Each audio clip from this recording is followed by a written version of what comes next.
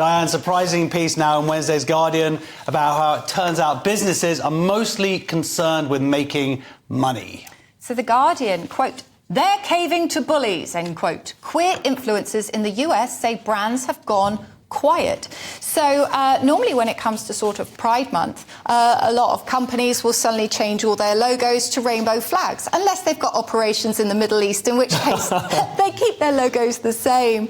And what they will do is they'll try to sort of get LGBTQ plus influencers to sort of use their products.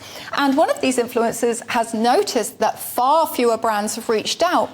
And this could be due to a whole selection of things. It could be to do with, like, the backlash to Dilvan Mulvaney, for example, with the Nike and the Bud Light brands. But also, there is a group of people within that community that's saying, look, you don't support us the rest of the year round, and just because it's Pride Month, you now think that our pink pound is worth something, so now you're slapping our flags all over your products, thinking I'm going to suddenly go, oh yeah, all right then, I'll buy this. But they can see through that as well. Yeah, and it's blatantly marketing for some. I saw Lockheed Martin taking part in a Pride March. They make cruise missiles, like, as if a Yemeni orphanage is going to be like, well, at least they got our pronouns right, you know, when that cruise missile comes in the window. It's ridiculous. And yeah, we've seen a lot of businesses take huge hits. I mean, Target, they lost, I mean, we're talking in the tens of billions of dollars. Again, Bud Light, I think they lost $16 billion from their share price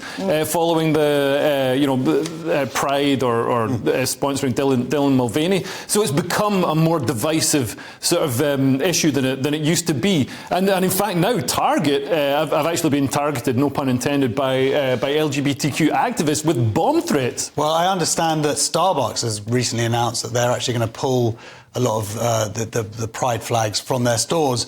But this is an interesting article because it is in The Guardian, Leo, and they have a way of just omitting, doing these half-truths, you know, talking about how there are laws that restrict the rights of trans children, and they're not actually explaining that those laws are to protect children from being medicalised, or they're talking about the banning of drag shows, but they're not explaining it's within the context of doing these sexualised shows around children. So it's funny when you do read this and when you know the actual issues, you're like, wow, you're just deliberately obfuscating the truth. And even the reporting on the bomb threats at Target stores, if you read the headline, you'd think, oh, that must be far right, you know, anti-pride people or whatever.